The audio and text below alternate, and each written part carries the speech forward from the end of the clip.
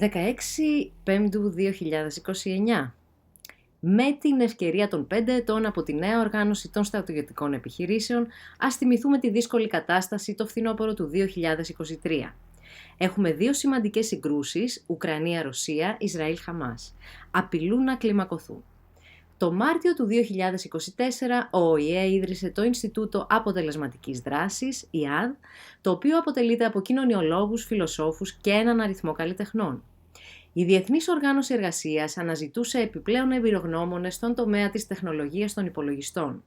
Εν τω μεταξύ, ο πόλεμος εξαπλώθηκε σε γειτονικές χώρες. Κάθε μέρα είχαμε δεκάδες νεκρούς, αμάχους και στρατιώτες και από τις δύο πλευρές. Οι κυρώσεις δεν απέδωσαν αποτελέσματα, οι ειρηνευτικές διαδηλώσεις ακόμα λιγότερο. Το Συμβούλιο Ασφαλείας των Ηνωμένων Εθνών ενέκρινε την παρουσίασή του στις 4 Απριλίου 2023. Η Διεθνής Οργάνωση Εργασίας πρότεινε μια εκπληκτική πρόταση, τον πόλεμο του λέιζερ. Σε περαιτέρω μάχες, ο εξοπλισμός θα χρησιμοποιείται όπως στις στρατιωτικές ασκήσεις και οι δύο πλευρές θα είχαν ίσο αριθμό στρατιωτών, αλλά τα όπλα θα ήταν ακίνδυνα.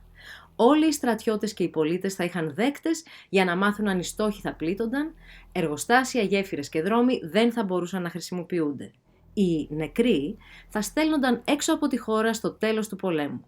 Μετά από 3 χρόνια θα γινόταν η καταμέτρηση του πόσους στόχους χτύπησε και κατέστρεψε κάθε πλευρά, πόσοι σκοτώθηκαν ή τραυματίστηκαν και οι αριθμοί θα αποφάσιζαν ποιος νίκησε στον πόλεμο του λέιζερ. Η νίκη θα ήταν μια ξεκάθαρη νίκη σε έναν πραγματικό πόλεμο. Αν και τα όπλα τους και τα κανόνια τους δεν θα έσπερναν το θάνατο, οι στρατιώτες θα έπρεπε να πολεμήσουν πραγματικά. Ακολούθησε ένα μεγάλο ερώτημα. Από πού προέρχονταν τα κεφάλαια? Οι εκπρόσωποι του ΙΑΔ είχαν μια καλή οικονομική συγκρότηση και απαντήσεις σε όλα τα άλλα ερωτήματα. Καθώς διαβαζόταν το κείμενο της πρότασης, υπήρχε σιωπή στην αίθουσα. Η Ρωσία, μόνιμο μέλος του Συμβουλίου Ασφαλείας, χρειάστηκε 24 ώρες για να απαντήσει. Όλοι περίμεναν το βέτο τους, αλλά η Ρωσία ψήφισε υπέρ, καθώς και 10 από τα 15 μέλη του Συμβουλίου Ασφαλείας του ΟΗΕ. Οι ΗΠΑ ήταν εναντίον, ενώ η Κίνα μαζί με την Ινδία και τα Ηνωμένα Αραβικά Εμιράτα περιορίστηκαν. Το ψήφισμα προσέφερε μια μοναδική λύση που θα καθιστούσε τις στρατιωτικές επιχειρήσεις αυλαβείς για τις υποδομές, τους πολίτες και τους στρατιώτες. Ο πόλεμος μπορεί να συνεχίσει με τους κατακτητές να πιστεύουν στη δύναμη και στη νίκη τους, καθώς ακόμα και σε αυτή τη διαφορετική κατάσταση οι κατακτητές έχουν τον ίδιο στόχο, να κατακτήσουν εδάφη. Μεταξύ των στρατιωτών και των δύο πλευρών, στους κατοίκους των εμπόλεμων ζωνών αλλά και του υπόλοιπου κόσμου, βασίλευσε η εφορία. Ήταν μια όμορφη ανοιξιάτικη μέρα, Δευτέρα 16 Πέμπτου 2024. Όλοι θυμούνται αυτή την ιστορική ημερομηνία. Ένα μήνα αργότερα, όταν έγινε σαφές ότι αυτό δεν ήταν χειραγώγηση των μέσων ενημέρωσης και ότι ο πραγματικός πόλεμος του λέιζερ είχε ξεκινήσει, υπήρξε μαζική επιστροφή ανθρώπων από χώρες της Ευρωπαϊκής Ένωσης πίσω στις πατρίδες τους. Τα μέλη του ΙΑΔ έγιναν διάσημα εν μία νυχτή, δημόσιες παρελάσεις οργανώθηκαν στους δρόμους των πρωτεύουσών του κόσμου και σε πολλές μικρότερες πόλεις. Ένα σιωπηλό γεγονός συνέβη στη Νέα Υόρκη, μια τρομοκρατική επίθεση, στην οποία αρκετά μέλη τους τραυματίστηκαν, αλλά ευτυχώς κανένας δεν σκοτώθηκε. Η έρευνα έδειξε ότι οι δολοφονίες διατάχθηκαν από τους ιδιοκτήτες της βιομηχανίας όπλων. Προκειμένου να ικανοποιηθούν και αυτοί, αποφασίστηκε να τους ανατεθεί ένα μερίδιο της παραγωγής νέου εξοπλισμού και όπλων λέιζερ. Η Διεθνής Οργάνωση Εργασίας καθοδηγεί και ελέγχει το όλο θέμα. Κάθε εβδομάδα ελέγχεται ποιοι κανόνες είναι καλοί και ποιοι περιττοί. Πριν από 6 μήνες, εκρήξεις σε σχήμα ορχιδέας αντιχούσαν πάνω από την πόλη και πρόσφατα οι βόμβες δημιούργησαν σύννεφα που μετατρέπονταν σε κύκνους, άνοιγαν τα φτερά τους και πετούσαν μακριά.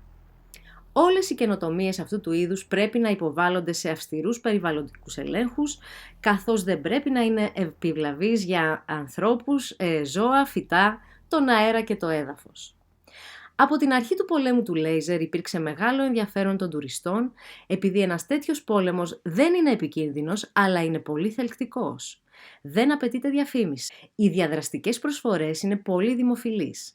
Ένας τουρίστας μπορεί να λάβει μέρος σε μία μάχη στην πρώτη γραμμή του πεδίου μάχης και ακόμα και να πυροβολήσει. Φυσικά αυτό κοστίζει περισσότερο από την απλή παρακολούθηση, αλλά το πραγματικό είναι ένας πειρασμός για τους οπαδούς των υπολογιστών. Πιο εύποροι τουρίστες μπορούν επίσης να εμπλακούν σε ναυμαχίες στη Μαύρη Θάλασσα και παρά τις ζαλιστικές τιμές το ενδιαφέρον είναι μεγάλο. Πλησιάζουμε τώρα στο τέλος του δεύτερου έτους. Άλλο ένα έτος και ο νικητής θα ανακοινωθεί. Μια φορά το χρόνο τα χτυπήματα μετατρέπονται σε βαθμούς. Το χτυπημένο εργοστάσιο δίνει 500 πόντους, η γέφυρα 400, ο σκοτωμένος στρατιώτης 10, ο απλός πολίτης 5 βαθμούς. Για ένα παιδί ηλικίας κάτω των 18 ετών αφαιρούνται 3 βαθμοί. Όλοι προσπαθούν να μην χτυπηθούν, διότι αυτό σημαίνει ότι στο τέλος του πολέμου θα πρέπει να πάνε σε μία από τις χώρες της Ευρώπης. Αν και μπορούν να πάρουν την οικογένειά τους μαζί τους, προτιμούν να μείνουν στο σπίτι τους. Κανείς δεν θέλει να χάσει ένα τόσο μοναδικό ιστορικό γεγονός. Οι πραγματικοί νικητές είναι μέλη του ΙΑΔ μαζί με μια ολόκληρη γενιά ομοειδεατών. Στην υποδοχή του βραβείου Νόμπελ Ειρήνης τόνισαν ότι η αρχική ιδέα προήλθε από μια ομάδα καλλιτεχνών. Σήμερα όλοι παρακολουθούμε από κοντά αυτόν τον έξυπνο πόλεμο. Διαφημίσεις μεταδίδονται εμβόλυμα στις αναφορές από το μέτωπο και το CNN εκπέμπει τακτικά από την πρώτη γραμμή του πεδίου μάχης. Ορισμένες μάχες μπορούν ακόμα και να παρακολουθούνται ζωντανά. Το Ινστιτούτο του ΙΑΔ περιμένει πολλή δουλειά ακόμη, καθώς έχει ήδη λάβει αίτημα από το Θιβέτ ώστε να αγωνιστεί και για τη δική του ανεξαρτησία. Υπάρχει επίσης μεγάλο ενδιαφέρον μεταξύ των μελών της Ευρωπαϊκής Ένωσης. Καταλανοί, Βάσκοι, Βαλόνοι και Φλέμινγκς. Η κλήρωση θα αποφασίσει πού και για ποιον θα πραγματοποιηθεί ο δεύτερος πόλεμος του λέιζερ. Ανυπομονούμε για ένα νέο πόλεμο, καθώς λέγεται ότι αυτή τη φορά τεχνολογία VR θα αντικαταστήσει την τεχνολογία laser και 3D animations τα τεχνητά σύννεφα. Οι αεροπορικές εταιρείες ανακοινώνουν ήδη προσφορές, οι επενδυτές αναζητούν τοποθεσίες για νέους δρόμους, ξενοδοχεία και εστιατόρια. Δεν υπάρχει επιστροφή. Η ιστορία δεν θα συμβεί ποτέ ξανά.